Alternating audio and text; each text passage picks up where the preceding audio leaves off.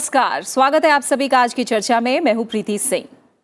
प्रधानमंत्री नरेंद्र मोदी ने आतंकवाद को दुनिया के सामने सबसे बड़ी समस्या बताते हुए कहा है कि हमें यह सुनिश्चित करना होगा कि आतंकवादियों को समर्थन और सहायता देने वाले देशों को भी दोषी ठहराया जाए।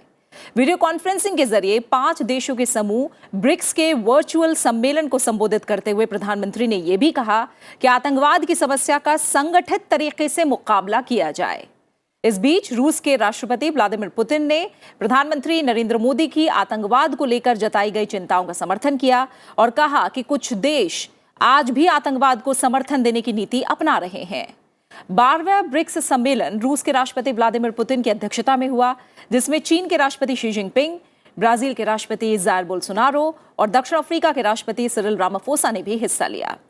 ब्राजील, रूस, भारत, चीन और दक्षिण अफ्रीका, इन 5 देशों के समूह ब्रिक्स ने मंगलवार को नई आतंकरोधी रणनीति अपनाई है और घोषणा पत्र में ब्रिक्स देशों ने आतंकवाद के खतरे समेत कई वैश्विक मुद्दों पर ठोस रणनीति बनाने पर जोर दिया है। आज की चर्चा में हम ब्रिक्स सम्मेलन और इसमें मंथन किए गए तमाम मुद्दों पर बात करेंगे और इस चर्चा में शामिल होने के लिए 2 खास मेहमान हमारे साथ जुड़े हुए हैं। हमारे साथ हैं गुलशन सचदेवा सर, जो कि प्रोफेसर हैं centre for European studies JNU में। इसके अलावा हमारे साथ हैं वीरेंद्र गुप्ता जी, जो कि पूर्व राजदूत हैं। आप दोनों मेहमानों का बहुत बहुत शुक्रिया इस चर्चा में शामिल होने के लिए। सचदेवा सर, कोविड चुनौतियों के बीच इस बार ब्रिक्स सम्मेलन वर्चुअली आयोजित हुआ। क्या बड़े बिंदु आपकी नजर में इस सम्मेलन से निकल कर आए हैं इस बार? देखिए, ऐसा है कि ब्रिक्स सम्मेलन जैसे है हर साल होता है और एक लंबा चौड़ा वहाँ पे घोषणा पत्र हर साल जारी किया जाता है। इस बार भी लगभग 100 पैराग्राफ का, अगर आप देखें, मॉस्को डिक्लेरेशन जो है। लेकिन इस बार जैसा आपने सही कहा, परिस्थितियां बिल्कुल बदली हुई। उसमें पहली बात तो यह है कि पिछले लगभग 1 साल से पूरी दुनिया जो है वो महामारी से जूझ रही है। उसका ये नतीजा है कि ये वर्चुअल जो है पूरा सम्मेलन हुआ। उसके बाद दूसरी बात यह है कि भारत और चीन के बीच सीमा पे जो बहुत बड़ा एक संकट, तनाव बना हुआ है, अभी भी जारी है। तीसरी बात मुझे लगता है कि पिछले 1 साल में चीन और रूस के जो संबंध हैं पश्चिम के देशों के साथ, खासतौर से अमेरिका और यूरोप के साथ, उसमें काफी तनाव बढ़ा है। और भारत और अमेरिका के संबंधों में पिछले 1 साल में काफी गर्माहट आई है। तो उसके बावजूद भारत का इन सब इस तरह के समिट्स के अंदर जो जिसमें चीन है, रूस है, उनके साथ भी काफी गर्मजोशी के साथ उसमें आना, और पूरे के पूरे अगर आप जैसे आपने जो मुद्दे उसके अंदर कहे, सबसे बड़ा मुद्दा निश्चित तौर से वो आतंकवाद का है, क्योंकि आतंकवाद की एक नई रणनीति भी वहां पे घोषित की गई है।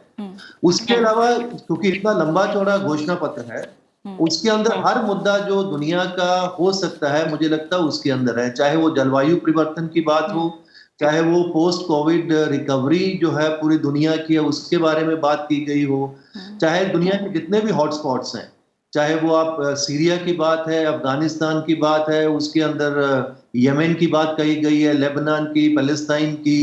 उसके अलावा कैसे जो मल्टीलैटरल ऑर्गेनाइजेशंस हैं, चाहे वो WTO है, UN है और WHO है, जो कमजोर पड़ती जा रही है, उसके अंदर जो सुधारों की बातें हैं।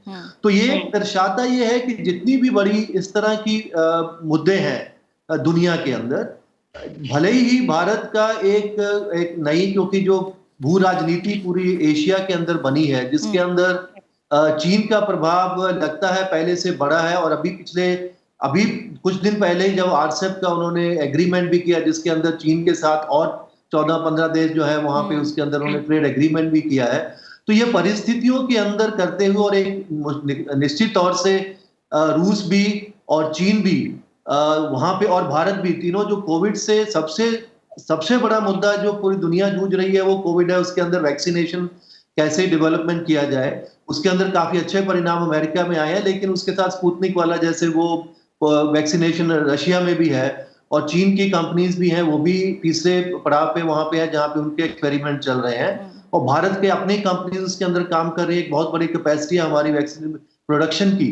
तो उसके चाहे भले ही पश्चिम के देशों के अंदर वो वैक्सीन बन रहे हो, लेकिन ब्रिक्स देश आपस में अगर मिलके काम करते हैं तो एक वो सस्ता वैक्सीन भी बना सकते हैं, जो सिर्फ ब्रिक्स देशों को ही नहीं बल्कि तीसरी दुनिया के और देशों को भी मिल सकता है।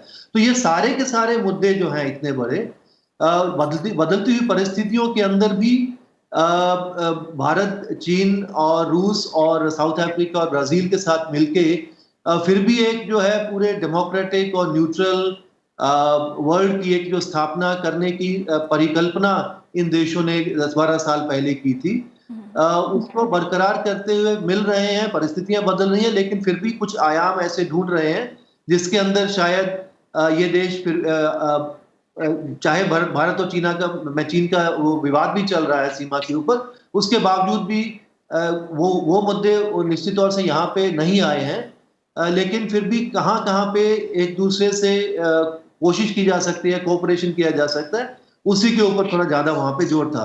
लेकिन निश्चित तौर से जो आतंकवाद का मुद्दा है वो भी एक बड़ा मुद्दा बन के उभरा है। ठीक है वीरेंद्र सर, तमाम जो मोटे बिंदु हैं सचदेवा सर ने बताए, कूटनीतिक लिहाज से आप इसमें जोड़ना चाहेंगे? देखिए, गुलशन जी ने एक बड़ी पिक्चर सामने रख दी है, और सबसे अहम बात है जो मुझको लगती है, प्राइम मिनिस्टर मोदी बड़े प्रैक्टिकल मुद्दों पे जोर देते हैं, चाहे नेशनल गवर्नेंस में, चाहे जो हमारा कार्य है इंटरनेशनल फोरम्स में, सब में वही बात है। तो ब्रिक्स जो है primarily is a dialogue forum, where 5 countries get together and talk about a whole range of issues and express views on सब issues पे अपने views express करते हैं। तो उन मुद्दों पे काम कैसे हो, कुछ चीज़ों पे हो चुका है, जैसे एक ब्रिक्स डेवलपमेंट बैंक बना, जो कि बड़ी टेंजिबल एक स्टेप था, और उसने काफ़ी अच्छा काम किया है। करीब उनके $20 बिलियन से भी ज़्यादा जो है वो प्रोजेक्ट्स अप्रूव कर चुके हैं, और हेल्थ केयर और इकोनॉमिक डेवलपमेंट वगैरह में बहुत सारी जो ज़रूरत की चीज़ें हैं, सारे जो हमारे 5 ब्रिक्स मेंबर्स हैं सबके लिए प्रोजेक्ट्स को सैंक्शन हुई, और भी बढ़ाएंगे उसमें।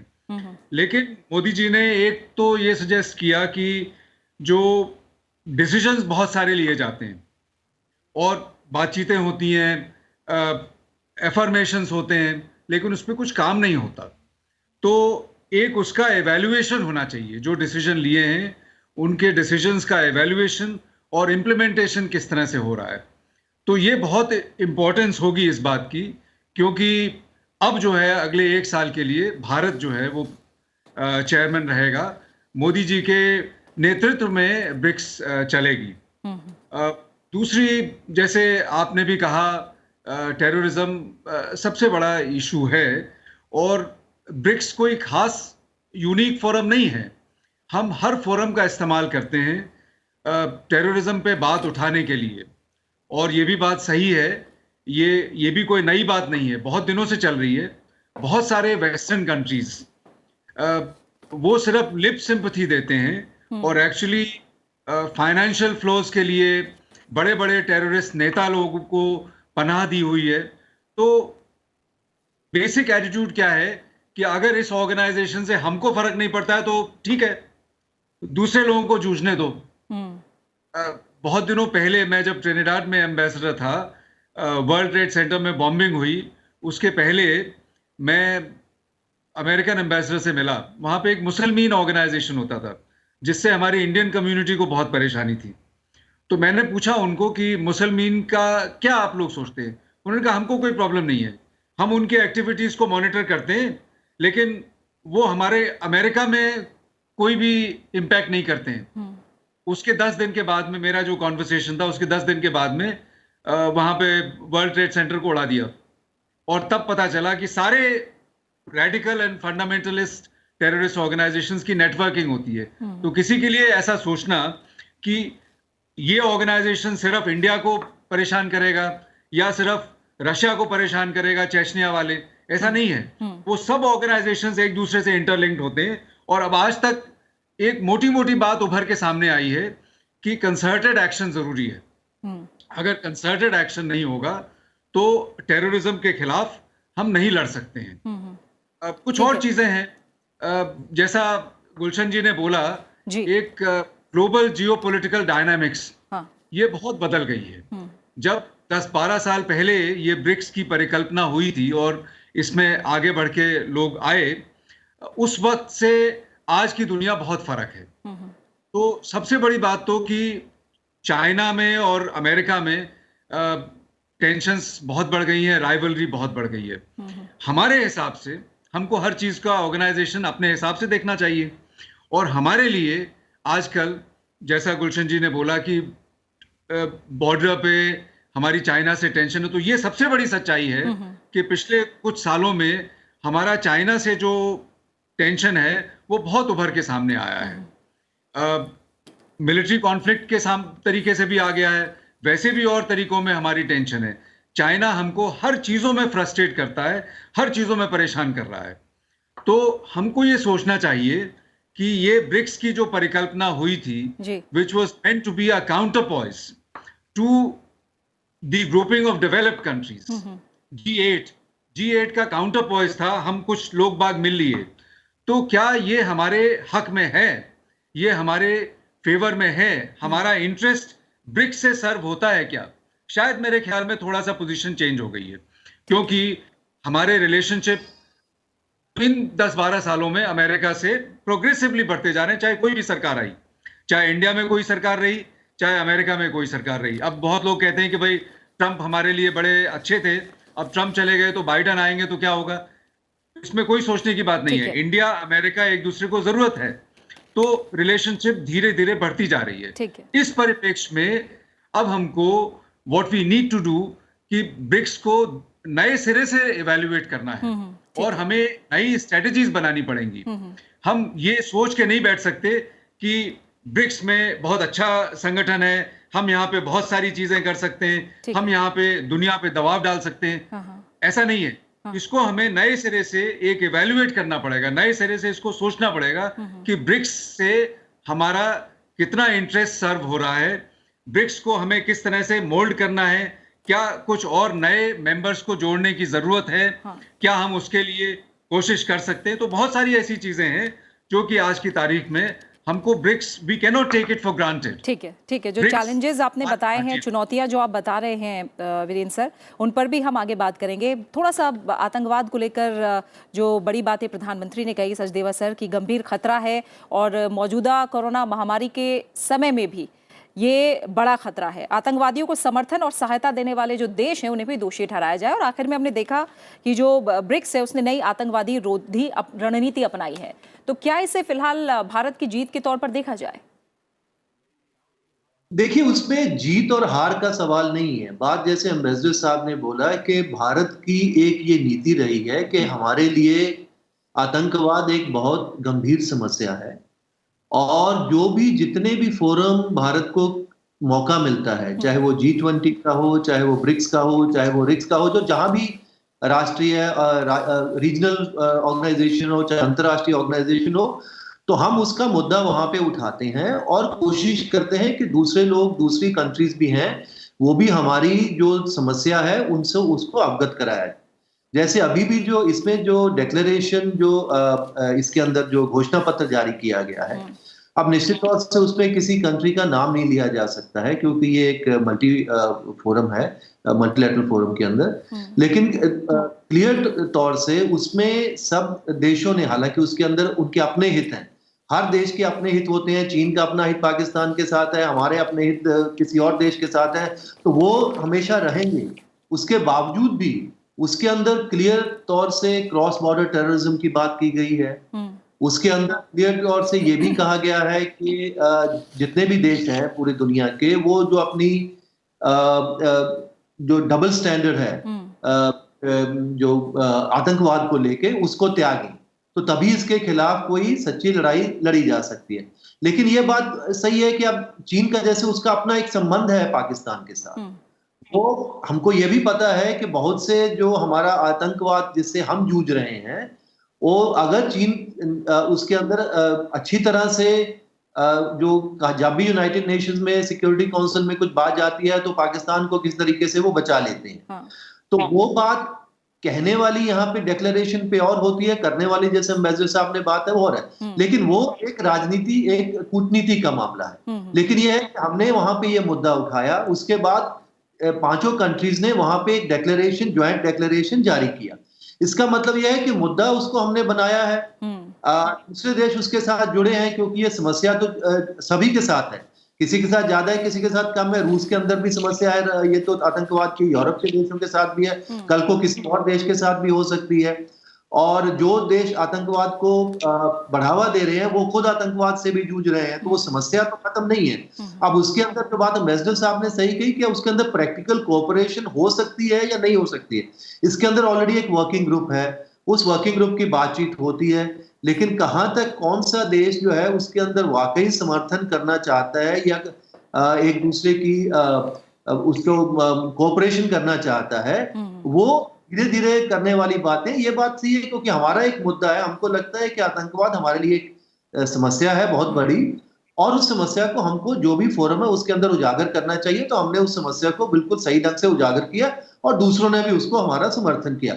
अब उसके अंदर ये हमारी भी एक कूटनीति होनी चाहिए कि कैसे उसको और ज्यादा क्रियान्वित क्या करें, उसको प्रैक्टिकल उसके अंदर ज्यादा जो वर्किंग ग्रुप है उसके अंदर यूज किया जाए। अब कुछ देशों के साथ दिक्कत कम है, जैसे रूस के साथ अगर हम आतंकवाद की बात करते हैं तो हो सकता है काफी अच्छी समझ हमारी उनके साथ बन सकती है। चीन के साथ वो अभी वो समझ नहीं बनी है, तो वो ये अब, लेकिन ये कम से कम इकट्ठे वो बात हम वहां पे कर रहे हैं। उन्होंने भी उस मुद्दे को कहा है कि आतंकवाद मुद्दा जरूरी है। अब कहां तक इसके अंदर हम प्रैक्टिकली हो सकते हैं, उसके अंदर बहुत टाइम लगता है, हर कंट्री के अपने वहां के अंदर हित होते हैं। ठीक है वीरेंद्र सर, जैसे आप भी कह रहे हैं कि कई जगह काफ़ी सुधार की ज़रूरत है जो दिखाई देती है, ब्रिक्स को भी मंथन करना चाहिए, क्या इसमें नए देश जोड़े जाएं या फिर जो इसका मकसद था उसमें वो कामयाब हो रहा है, और जो रणनीति बनाई जा रही है, जो मुद्दे घोषणा पत्र में शामिल हो रहे हैं, क्या उन पर काम भी किया जा रहा है। अगर भारत को देखें तो यूएन में सुधार के मुद्दे को लगातार भारत प्रमुखता से उठा रहा है, और ऐसे ही नहीं कई और संस्थाओं में भी, चाहे वो विश्व स्वास्थ्य संगठन हो या और संस्थाएं जो अहम हैं, लगातार सुधार की बात भारत कह रहा है, और ब्रिक्स के घोषणा पत्र में भी हमने देखा कि ये बात शामिल की गई है। तो क्या इस मुद्दे पर भी आप देखते हैं ये सिर्फ बात बनकर रहती हुई दिख रही है अभी, या जल्दी कोई नई दिशा इस ओर भी दिखाई दे सकती है, कोई कदम उठाए जा सकते हैं? देखिए, ग्लोबल जो आर्किटेक्चर है उसको रिफॉर्म माने मेनली हमारा यूएन सिक्योरिटी काउंसिल से की तरफ इशारा है। तो पहले ये देखना चाहिए कि यूएन सिक्योरिटी काउंसिल का रिफॉर्म क्यों नहीं हो रहा है, और उसमें कौन सा कंट्री है जो कि सबसे ज़्यादा एक्टिवली इन्वॉल्व है उसको प्रिवेंट करने के लिए। मैं कोई शब्दों को मिलाना नहीं चाहता, लेकिन सब जानते हैं कि China is the most active country, which is frustrating the desire of countries like India. हम चाहते हैं कि रिफॉर्म हो, हम चाहते हैं कि सिक्योरिटी काउंसिल में हमको जगह मिले, हमारी एक लेजिटिमेट ख्वाहिश है, और हमारी जो एट्रीब्यूट्स हैं वो भी हमारे को मिलना चाहिए। लेकिन चाइना उस ग्रुप का लीडर है जो कि नहीं, मेरे को पूरा विश्वास है कि चाइना की जब तक कोशिश रहेगी वो सिक्योरिटी काउंसिल रिफॉर्म, तो हंसी आती है कि ब्रिक्स जो है वो यूएन ऑर्गेनाइजेशंस के रिफॉर्म की बात करता है। ये तो हमें मालूम है कि ब्रिक्स में बैठा हुआ सबसे इंपॉर्टेंट कंट्री चाइना कभी इसको सपोर्ट नहीं करता है। तो इसीलिए मैं कह रहा हूं कि मंथन की जरूरत है। हमको ब्रिक्स से बहुत ज्यादा आशा रखने की जरूरत नहीं है, गलत होगा ये, we would be deluding ourselves. अब जो है एक परिस्थिति बदल गई है, और अमेरिका से हमारे रिलेशनशिप बहुत अच्छे हो रहे हैं। अमेरिका चाइना में टेंशन बढ़ती जा रही है, और सबसे बड़ी बात है हमें दूसरे लोगों से मतलब नहीं है, हमें अपने से मतलब है। आज की तारीख में हमारा चाइना से इतना ज्यादा टेंशन बढ़ गया है कि मैं उसको, चलिए एनिमी नेशन ना मानूं, लेकिन एडवर्सरी नेशन तो मानने में कोई शक की गुंजाइश नहीं है। तो इस हालत में क्या हम ब्रिक्स में अपनी सारे एग्स रखते हुए आगे बढ़ें कि दूसरे फोरम्स को एक्सप्लोर करें? आपने कहा मंथन, हम ब्रिक्स को कैसे जो है, ब्रिक्स इज चाइना डोमिनेटेड, और हम उसको चाइना के चंगुल से कैसे निकालें? एक तरीका हो सकता है कि ब्रिक्स को हम कुछ और जो है मिडलिंग पावर्स को जोड़ दिया जाए, जैसे साउथ कोरिया है, मेक्सिको है, इंडोनेशिया है। तो अगर इस तरह के 2-3 कंट्रीज में से 1-2 कंट्रीज और आ जाएं तो हमारे जैसे कंट्रीज की संख्या बढ़ेगी और हमारा कुछ जो है चाइना का इन्फ्लुएंस थोड़ा सा डाइल्यूट होगा। बड़ी खुशी होती है कि भाई चाइना का हम नंबर्स में देखते हैं, इतनी ज्यादा पॉपुलेशन ब्रिक्स में आती है, इतनी ज्यादा इकोनॉमी आती है, लेकिन उससे हमें कोई फायदा नहीं मिलता है। फायदा मिलता है हमें एक लेवरेजिंग की जरूरत थी।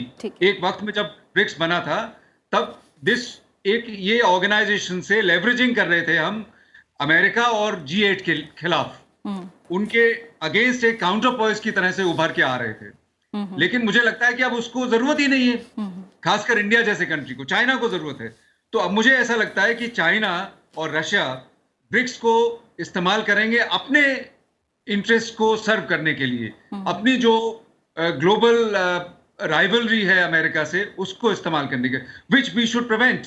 हमको बिल्कुल कोशिश ये करनी चाहिए कि ब्रिक्स जो है वो एंटी अमेरिकन रुख ना अपनाए, क्योंकि अब हमारे इंटरेस्ट में एंटी अमेरिकन व्यू लेना बिल्कुल सही नहीं होगा। ठीक है, ठीक है।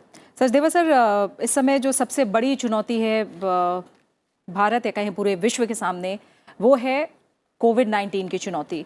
इसको लेकर प्रधानमंत्री ने कहा, एक बार फिर कहें कि दुनिया को भरोसा दिया कि भारत की वैक्सीन उत्पादन और डिलीवरी जो क्षमता है वो पूरी दुनिया में मानवता के हित में काम आएगी। भारत ये भरोसा लगातार दे रहा है। कोविड के मुद्दे पर, इससे निपटने के मुद्दे पर, इससे जुड़ी चुनौतियों के मुद्दे पर अगर ब्रिक्स में देखें तो इस बार क्या निकल कर आया है? देखिए, बिल्कुल जैसे एक मिनट में आपको जैसे हमने बात कहा कि हमको इसको अपने तरीके से यूज करना चाहिए इस ऑर्गेनाइजेशन को, वो बिल्कुल सभी देश वही कोशिश करेंगे। रूस और चीन ब्रिक्स को अपने तरीके से यूज करने की कोशिश कर रहे हैं, क्योंकि उनके संबंध पश्चिम के देशों के साथ बहुत अच्छे नहीं हैं। लेकिन हमको, क्योंकि हम उसके पार्ट हैं, अब तो कहां तक हम उसको, उसकी जो पॉजिटिव चीजें उसके अंदर से अगर निकाल सकते हैं कि नहीं, उसी के ऊपर हमको लगता है ज्यादा कोशिश होनी चाहिए। और आपने जो कोविड-19 और वैक्सीन की बात की, जैसा मैंने पहले भी कहा, ये एक ऐसा मुद्दा है जिसके अंदर हम शायद ब्रिक्स का कुछ फायदा उठा सकते हैं। उसका कारण ये है क्योंकि अभी चाहे जो अमेरिका के अंदर वैक्सीन बने हैं वो भारत की परिस्थितियों के अनुकूल बहुत नहीं है और बहुत महंगे हैं, और इसके अलावा जो रूस के अंदर जो बन रहे हैं या चीन में जो बनने की संभावना है वो शायद हमारे लिए ज्यादा अनुकूल होंगे और शायद वो काफी सस्ते भी हो सकते हैं उनसे, क्योंकि हमको आने वाले 1 साल में सबसे बड़ी समस्या पूरी दुनिया के साथ, हमारे लिए भी, क्योंकि भारत भी उसका एक बहुत बड़ा एपिसेंटर है उस पूरे एपिडेमिक का, तो हम कैसे कितनी जल्दी ऐसा कोई वैक्सीन प्राप्त कर पाए जो हमारी पूरी जनता को आने वाले 8-10 महीने के अंदर वहां पे हम उसको प्रदान कर पाए। और उसके अंदर मुझे लगता है, क्योंकि ऑलरेडी हमने कुछ एग्रीमेंट स्पुतनिक के साथ कर लिया है कुछ कंपनीज ने यहाँ पे, और चीन की भी 2-3 कंपनीज ऐसी हैं जो काफी एडवांस हैं, और मुझे लगता है कि आने वाले 1-2 महीने के अंदर वहां से भी कुछ पॉजिटिव काफी रिजल्ट आने की संभावना है। और इसके अंदर अगर आप प्रेसिडेंट शी जिनपिंग का भाषण भी देखें, वहां पे उन्होंने क्लियर तौर से ये वहां पे इसका जिक्र करते हुए कहा कि ऑलरेडी जो वैक्सीन डेवलपमेंट की जो 2-3 कंपनीज हैं चाइना की, वो ऑलरेडी रूस और साउथ अफ्रीका के साथ काम कर रही हैं, रूस और ब्राजील के साथ शायद, और साउथ अफ्रीका और इंडिया के साथ करने के लिए उन्होंने कहा है कि वो उसके लिए उसके लिए भी राजी हैं। तो अगर हमको उसमें, चाहे अपनी एक भू राजनीति अलग है, चीन और भारत के जो अपने तनाव हैं वो अलग हैं, लेकिन अगर वैक्सीन डेवलपमेंट के अंदर जैसे हम रूस के साथ हैं, अगर चीन की किसी कंपनी के साथ, क्योंकि कैपेसिटी बहुत है हमारी भी प्रोडक्शन की, और ऑलरेडी कोवैक्स का भी पार्ट है जो चाइनीज कंपनीज बन गई हैं, तो मुझे लगता है कि सारे तनावों के होते हुए, इन मुश्किलों के होते हुए भी अगर वैक्सीन डेवलपमेंट में अगर ब्रिक्स को हम साथ में लेके कुछ फायदा अगर हो जाए, तो सिर्फ उसका सिर्फ ब्रिक्स कंट्रीज का ही फायदा नहीं होगा मुझे लगता, बल्कि अब तीसरी दुनिया के दूसरे देशों का भी उसके अंदर फायदा हो सकता है, क्योंकि रूस, भारत और चीन तीनों मिलके अगर वैक्सीन डेवलपमेंट के अंदर, क्योंकि जो जितने वैक्सीन यूरोप और अमेरिका से आने वाले हैं वो पहली बात है कि यहाँ तक आने में उसको टाइम लगेगा, ऑलरेडी वो बिक चुके हैं वहां पे। दूसरी बात है वो बहुत महंगे होंगे, और जिस तरह के -80 -60 वाले टेम्परेचर पे रखने वाले हैं, यहाँ तक हमारे शायद पहुंचाना उनको बहुत दूर तक मुश्किल है। तो सारे हमारे उनके साथ भी हम कर रहे हैं। जो ऑक्सफोर्ड वाला वैक्सीन है उसमें भी भारत की काफी रुचि है, लेकिन इसके साथ साथ रूस और चीन में भी जो बन रहे हैं उनको भी हमको नकारना नहीं चाहिए, क्योंकि इस समय जो परिस्थिति है, और अगर रूस और चीन की सरकार उसके अंदर अगर हमारे साथ सहयोग करने को तैयार है, तो उसका हमको मुझे नहीं लगता कोई परहेज हमको उससे होना चाहिए, क्योंकि उसका फायदा सिर्फ हमको ही नहीं होगा, बाकी देशों को भी होना चाहिए। और क्योंकि हम उसके पार्ट हैं, ये ठीक है, उसको अगर हमारे हित हमको लगता है बहुत अच्छे तरीके से नहीं सुलझ रहे हैं ब्रिक्स के थ्रू, तो हम अपनी एक नीति बना सकते हैं। इन्होंने कहा उसको डाइल्यूट कर सकते हैं और कंट्रीज को उसके अंदर ला सकते हैं, जहाँ सिर्फ उन मुद्दों के ऊपर, जैसे न्यू डेवलपमेंट बैंक है उसके अंदर भारत ने उसका काफी फायदा लिया है। इसी तरह से एक नए नॉर्म्स जो सेटअप करने हैं मल्टीलैटरल ऑर्गेनाइजेशन के, क्योंकि हमको वर्ल्ड बैंक और IMF के नॉर्म्स के साथ दिक्कत थी, तो न्यू डेवलपमेंट बैंक के जो नॉर्म्स हैं उसके नॉर्म्स मुझे लगता है उनसे बेटर है, क्योंकि चाहे पूंजी अलग अलग देशों की कम ज्यादा है, लेकिन सबका उसके अंदर काफी बड़ा हिस्सा है डिसीजन मेकिंग में। और इवन हमारे जैसे पहले प्रेसिडेंट उसके जो थे ब्रिक्स न्यू डेवलपमेंट बैंक के, वो भारत के रहे। तो इसलिए सारी दिक्कतें होते हुए, अलग अलग लोगों की, अलग अलग कंट्रीज के अपने हित होते हुए भी, क्या हम उसके अंदर से कुछ ना कुछ फायदा उठा सकते हैं, उसके ऊपर मुझे लगता है ज्यादा ध्यान देना चाहिए। ठीक है, ठीक है। वीरेंद्र सर, एक बहुत छोटा सा कमेंट, क्योंकि मल्टीलैटरल कोऑपरेशन यानी बहुपक्षीय समन्वय की बात जो आप लोग भी बार बार कह रहे हैं, ये बहुत प्रमुखता से भारत ने अपनी तरफ से उठाई है, जिस पर एक तरह से कहें तो बातों में समर्थन जरूर किया गया है। अब अगली जो मेजबानी है वो भारत को करनी है ब्रिक्स सम्मेलन की, तो ऐसे में क्या एक दिशा देता दिखाई दे रहा है भारत? अगले साल क्या चुनौतियां रह सकती है? देखिए, जैसा गुलशन जी ने बोला, एक जियो पॉलिटिक्स है जिसकी हमें ब्रॉड अंडरस्टैंडिंग होनी चाहिए, और अपने को डिल्यूजनल नहीं रखना है, ये गलत फहमी में नहीं रहना है। हाँ। जब आपको समझ आ गई चीज, उसके बाद में ये जो ब्रिक्स ऑर्गेनाइजेशन हमको अपॉर्चुनिटी दे रहा है, इकोनॉमिक डेवलपमेंट, जैसे बैंक का काम बढ़ाया जाए, और इकोनॉमिक डेवलपमेंट हो सकता है, हेल्थ केयर की सब लोगों ने बात करी, और सही बात है, आज की तारीख में सबसे बड़ा चैलेंज हमारा कोविड-19 है। और इस वैक्सीन के ऊपर काम, और कोविड में और तरीके का कोऑपरेशन, ये वास्तव में पॉसिबल है। जो गुलशन जी ने जैसे बताया, एक और खास मुद्दा है कि चाइना और रशिया में, दोनों में जो वैक्सीन डेवलपमेंट है, गवर्नमेंट एजेंसीज की तरफ से हो रहा है। तो जब गवर्नमेंट एजेंसीज की तरफ से होता है, तो गवर्नमेंट लेवल पे कोऑपरेशन ज्यादा पॉसिबल है। अदरवाइज तो प्राइवेट कंपनीज हैं, उसको अमेरिकन गवर्नमेंट चाहेगी भी हमको सपोर्ट करना, तो अमेरिकन गवर्नमेंट नहीं कर सकती, क्योंकि वो तो प्राइवेट कंपनी अपने पैसे कोट करती है फॉर इट। ये तो कमर्शियल उनके लिए हो गया ना। जबकि रशिया में और चाइना में एक डिफरेंट तरीके से इसको सोचा जा सकता है। तो मुझे लगता है कि इसकी बहुत उम्मीद है, बहुत पॉसिबिलिटी है कि इंडिया को इन दोनों कंट्रीज से मिलके कोऑपरेट करना चाहिए, और अगर इसमें कुछ आगे नतीजा निकले वैक्सीन बनने में, तो शायद हमको बहुत फायदा हो सकता है। तो ये एक मॉडल है हमारे सामने कि हम अपने पॉलिटिकल और स्ट्रेटेजिक डिफरेंसेस को अलग रखते हुए, हम कैसे सारे कंट्रीज से कोऑपरेट करते हुए हम अपने इंटरेस्ट को ऑप्टिमाइज करें। यही आज का गुर है, यही आज का जो है वो रहस्य है आगे बढ़ने के लिए। ठीक है, ठीक है। और इसी के साथ समय भी पूरा हो गया है। वीरेंद्र गुप्ता सर आपका, और गुलशन सचदेवा सर, आप दोनों मेहमानों का बहुत बहुत शुक्रिया इस चर्चा में शामिल होने के लिए। तो इसी के साथ आज की चर्चा में फिलहाल इतना ही। 5 देशों के समूह के नेताओं ने रूस की मेजबानी में 12वें शिखर सम्मेलन बैठक के बाद 2025 तक के लिए मॉस्को घोषणा पत्र में आतंकवाद रोधी रणनीति और ब्रिक्स आर्थिक साझेदारी रणनीति को भी अपनाया है। अगले ब्रिक्स शिखर सम्मेलन के लिए भारत को अध्यक्षता सौंपी गई है। भारत अब 13वें ब्रिक्स देशों के शिखर सम्मेलन की मेजबानी करेगा। उम्मीद है कि इसमें अहम चुनौतीपूर्ण मसलों के साथ साथ ठोस कार्यनीति पर भी बात होगी। इसी के साथ आज की चर्चा में फिलहाल इतना ही। आप इस कार्यक्रम को YouTube पर भी देख सकते हैं। नमस्कार।